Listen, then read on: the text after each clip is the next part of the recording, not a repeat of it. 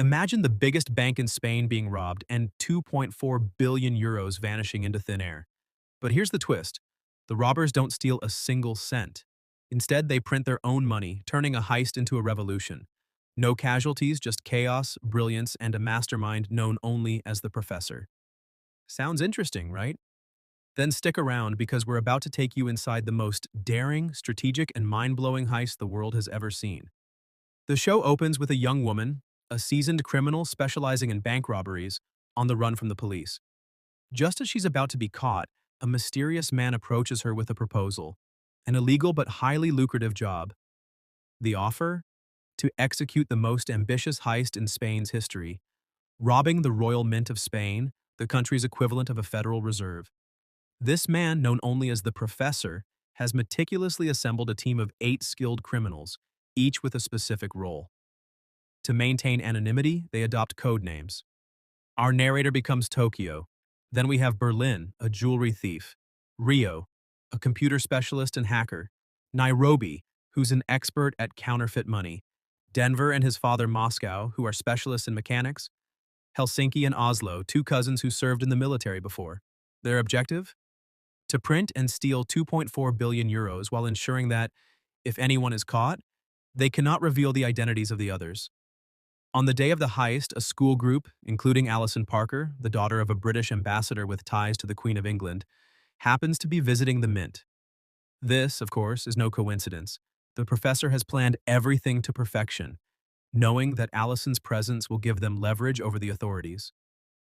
Inside the bank, an employee named Monica confesses to her boss and secret lover Arturo that she is pregnant with his child.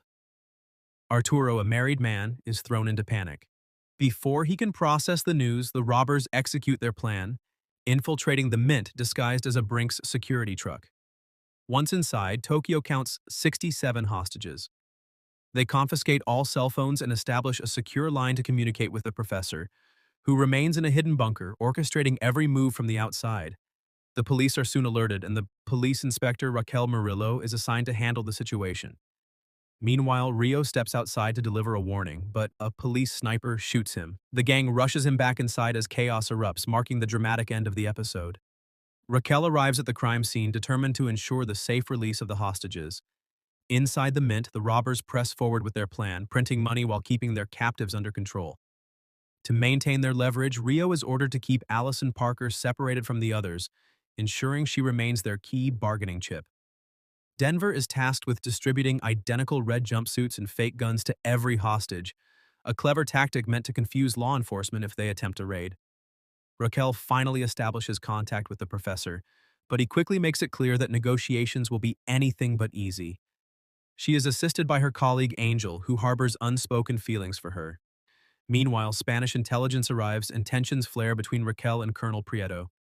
The colonel advocates for an immediate SWAT assault, but Raquel insists on a more cautious approach, prioritizing the hostages' safety. Desperate to gain ground, Raquel pleads with the professor to at least release the children, including Allison. However, he refuses, knowing that Allison is his most valuable asset in controlling the negotiation. The colonel, growing impatient, approaches the bank's entrance and sees that all individuals inside, both hostages and criminals, are armed and dressed identically. A raid at this point would be disastrous, as it's impossible to distinguish friend from foe. Meanwhile, Rio convinces Allison to reveal her identity on camera, exposing her status as the daughter of a powerful diplomat. The robbers want the world to witness the heist in real time, an unusual move for criminals, but one that ensures maximum media attention and political pressure. Through flashbacks, we see that Tokyo and Rio had grown close in the months leading up to the heist, breaking the professor's cardinal rule: no personal attachments. Their secret romance threatens to undermine the mission, setting the stage for future complications. The tension continues to rise as the heist unfolds, and every move could mean life or death. It's been 24 hours since the heist began, and Raquel has just finished her exhausting shift. Looking to unwind, she heads to a bar, unaware that she's about to have an unexpected encounter. A man approaches her and strikes up a conversation. He seems friendly and charming. What she doesn't realize is that he's the professor, carefully orchestrating his next move under the guise of casual small talk. Meanwhile, back at the bank, the gang forces Monica to release a statement to the public. She reassures everyone that the hostages are safe and urges the authorities not to interfere, warning that any intrusion could lead to casualties. Inside, Berlin rounds up a few hostages, including Arturo, and orders them to start digging a tunnel in the basement. Elsewhere, Rio and Tokyo are supposed to be keeping a close eye on Allison, but their constant bickering proves to be a dangerous distraction. Seizing the moment, Allison grabs her phone to delete the photo of her classmate uploaded. In the struggle, the police hack the phone and manage to get a visual of Rio. Within moments, Rio's identity is exposed to the entire world. When the gang discovers his mistake, Rio is beaten by his own crew for his recklessness. Meanwhile, as Arturo continues digging, he stumbles upon a stash of weapons and dynamite, confirming his worst fears. No matter what promises the robbers made, he is convinced they won't make it out alive. Outside the bank, the authorities send in medical supplies, including any necessary medication for the hostages. Among them is an abortion pill, requested by Arturo for Monica. But Denver, who has developed feelings for Monica, pleads with her not to take it. He insists she should decide for herself, not be pressured by Arturo. Unbeknownst to Arturo, Monica has already pocketed his phone.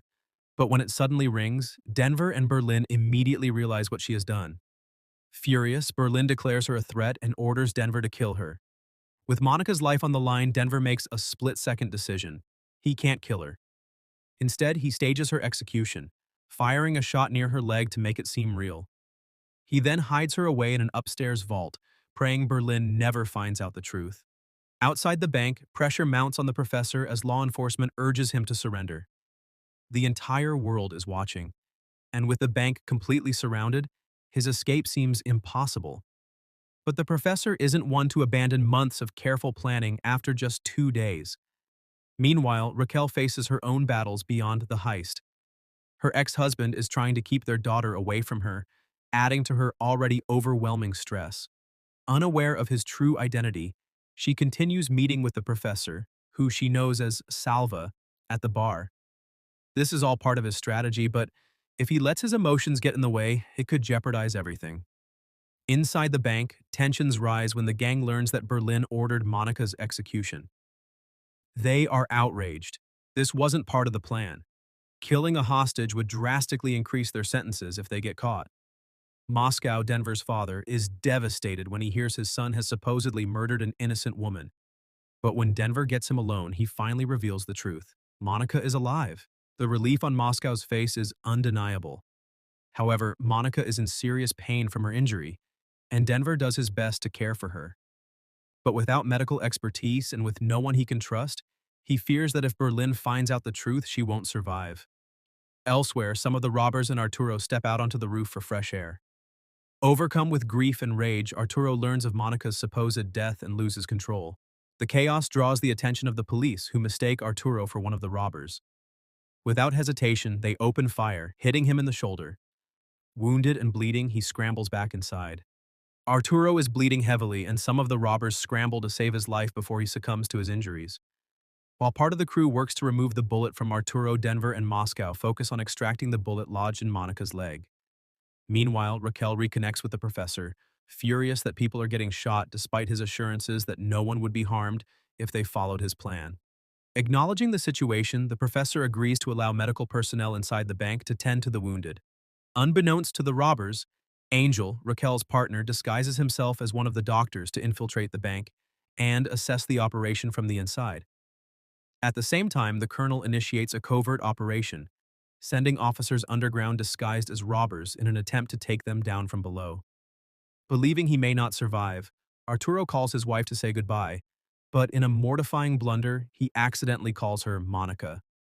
An unforgivable mistake at the worst possible moment. The professor, always observant, spots Angel disguised as a doctor and immediately alerts the robbers.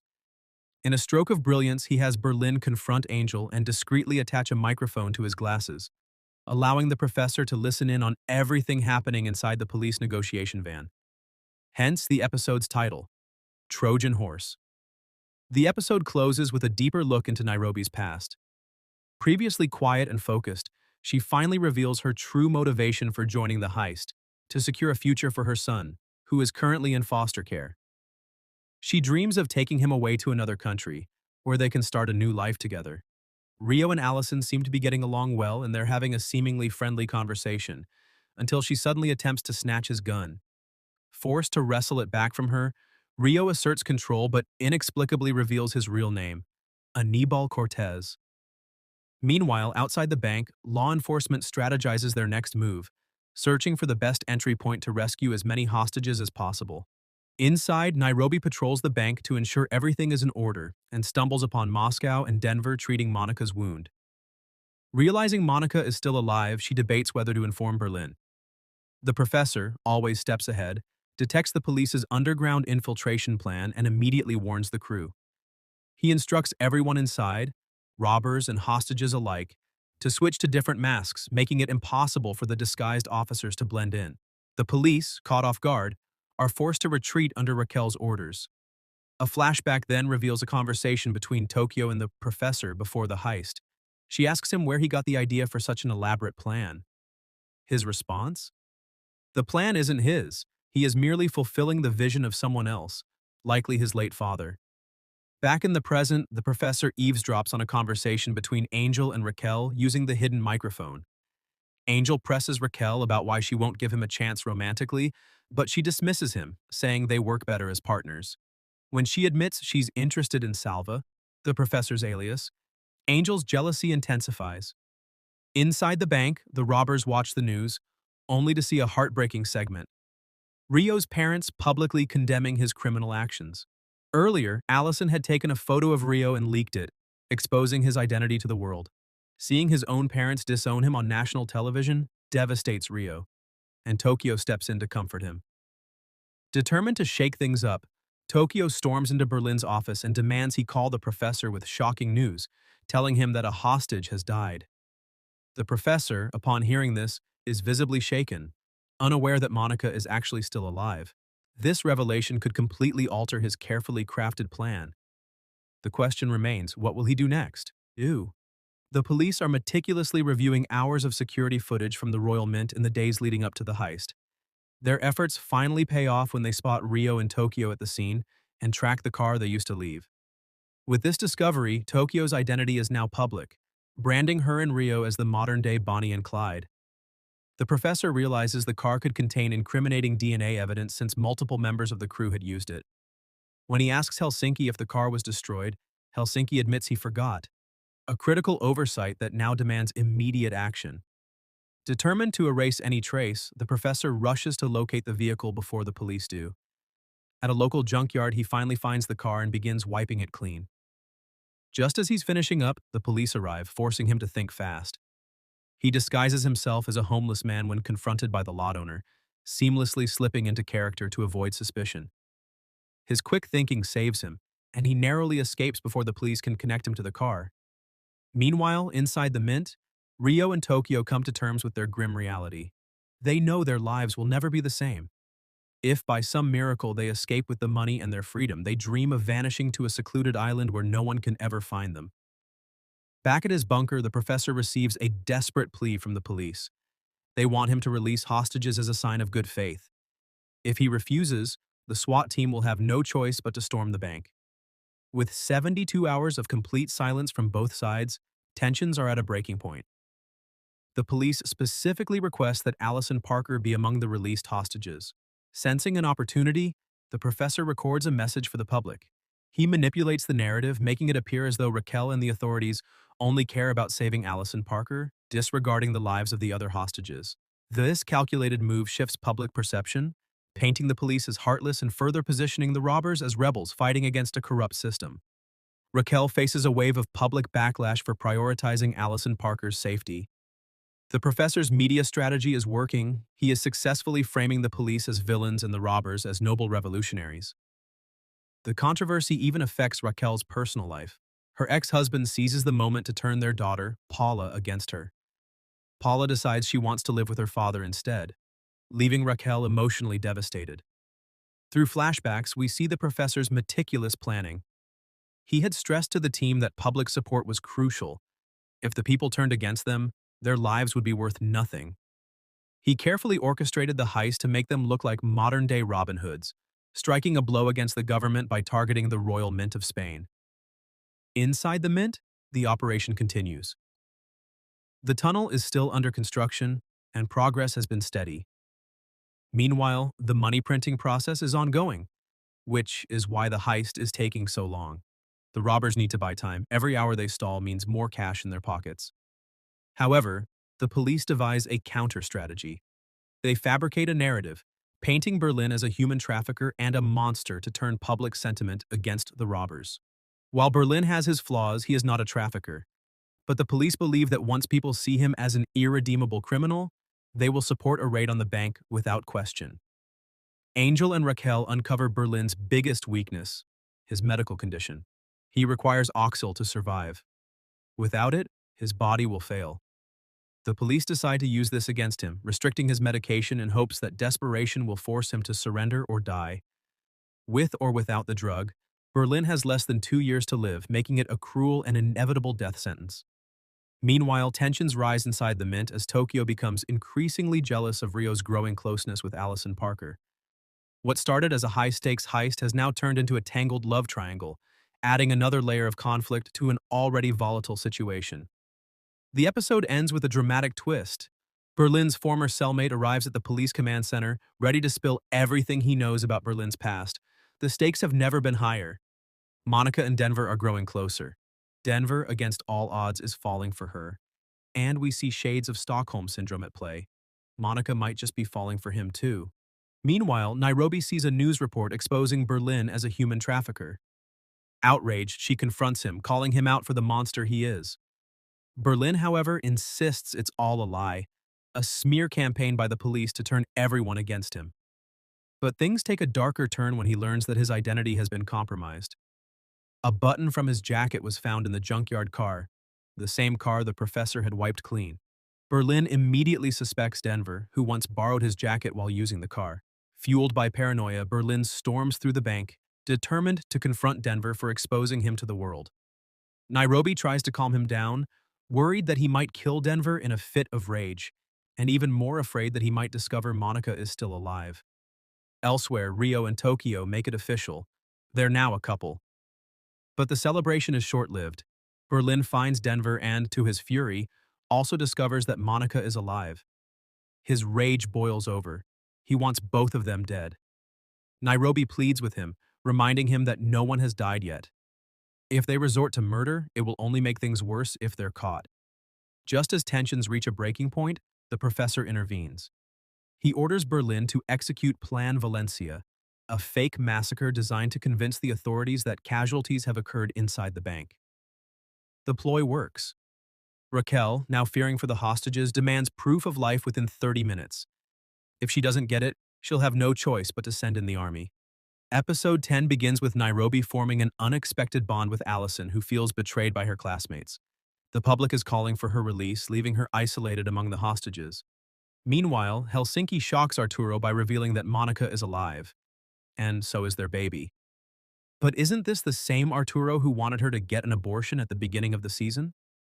Tensions rise as the professor delays sending Raquel the proof of life video. Frustrated, she demands to be let inside to verify the hostages' safety herself. To everyone's surprise, he agrees. Inside, Berlin personally shows Raquel that the hostages are unharmed, well-fed, and receiving water. But upstairs, Arturo is scheming. Desperate to escape, he tries to recruit Allison and Monica, but they hesitate, fearing the consequences of a reckless move. Arturo is also seething over Monica and Denver's newfound closeness. Once Raquel is satisfied that the hostages are safe, she drops a bombshell. She knows about Berlin's terminal illness. He has less than 2 years to live, even with all the money he stands to gain. She accuses him of having nothing to lose, warning that he might take drastic measures if the heist starts to crumble. Meanwhile, Allison makes a desperate bid for freedom. She sprints towards a safe, intending to lock herself inside, but Nairobi catches her just in time. Then, Berlin gathers the group and reveals the truth. His time is running out. But that doesn't mean he's giving up. If anything, he's more determined than ever to see this heist through. He wants to live his final days in luxury, drowning in wealth. Unbeknownst to the crew, Raquel had a hidden microphone when she entered. She expected it to be found and removed, but that wasn't her real plan. The microphone's true purpose? To let Rio's parents deliver a message? begging their son to turn himself in and end this nightmare. It was all a ploy to break him. Moscow finally breaks through the dirt after tirelessly digging in the vault, igniting excitement among the gang. But the reality sinks in. This is only a small hole. How in the world will they manage to dig an entire tunnel to escape? Meanwhile, Raquel uncovers a chilling truth.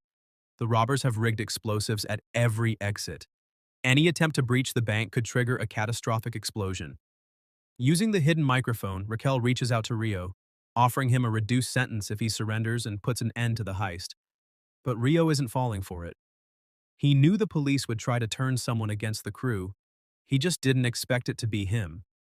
Tokyo, however, overhears the conversation and wrestles with a dilemma. She's falling for Rio, and the thought of him spending his life behind bars terrifies her. But she also knows that if he goes down, so does she. Moscow steps in, reminding Rio of their oath. They vowed to see this heist through, and that's exactly what they're going to do. Outside the bank, Angel grows increasingly suspicious of Salva, convinced he is the mysterious mastermind behind the professor's voice.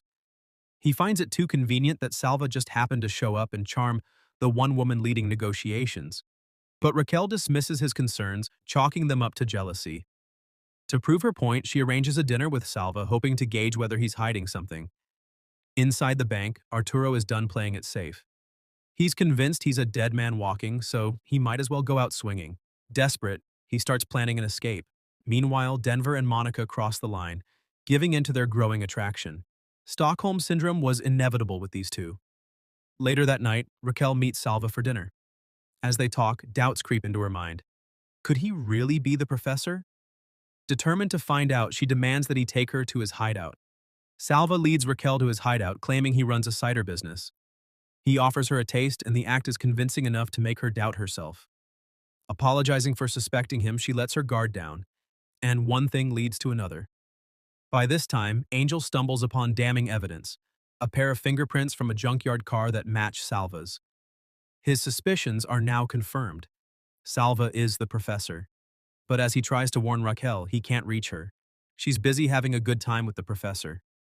Desperate, Angel leaves frantic messages while speeding down the road, but his distraction proves costly. He crashes his car. Back in the bank, Arturo catches Monica making love with Denver and he loses it.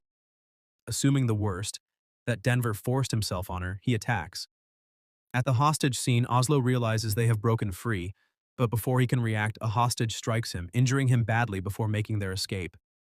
Denver nearly kills Arturo, which is when he reveals the hostage escape plan. However, it's too late, as some of the hostages have already escaped. As they make their way toward the exit, one of the rigged bombs detonates, triggering an all-out shootout between the army and the robbers. Tokyo retaliates with a relentless assault, forcing the army to retreat long enough for the gang to shut the doors. But the damage is done.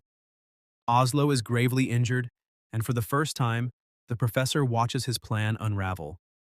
This was never supposed to happen. A flashback reveals the deeper motivation behind the heist. This wasn't just about money.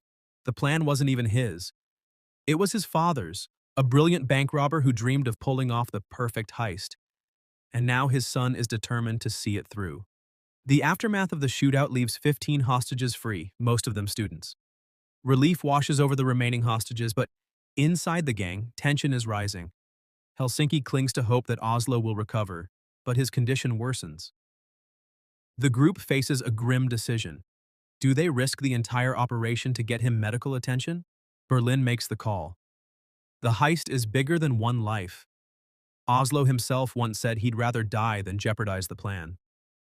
The crew reluctantly agrees to let him go, but Helsinki is devastated. Blaming Arturo for orchestrating the escape attempt, Helsinki contemplates killing him. But, in the end, he spares him, though not out of mercy. Arturo will have to live with the consequences of his actions. Meanwhile, Raquel asks Salva to take her to a location linked to the heist's planning, unaware that he is, in fact, the mastermind she's chasing. The revelation is imminent. And, as fate would have it, Angel regains consciousness, just in time to expose the truth. As Raquel and Salva arrive at the location, they're met with a swarm of police. The professor panics. He has no idea what evidence might still be inside. Months of planning could come undone in an instant. The finale closes with a flashback. Berlin and the professor singing together. It's then revealed that they're more than partners in crime. They're brothers. And just like the professor, Berlin is doing this for their father. With this shocking revelation, Season 1 of Money Heist comes to an end. But the story is far from over. The heist continues in Season 2 and we'll be covering it all soon. Stay tuned.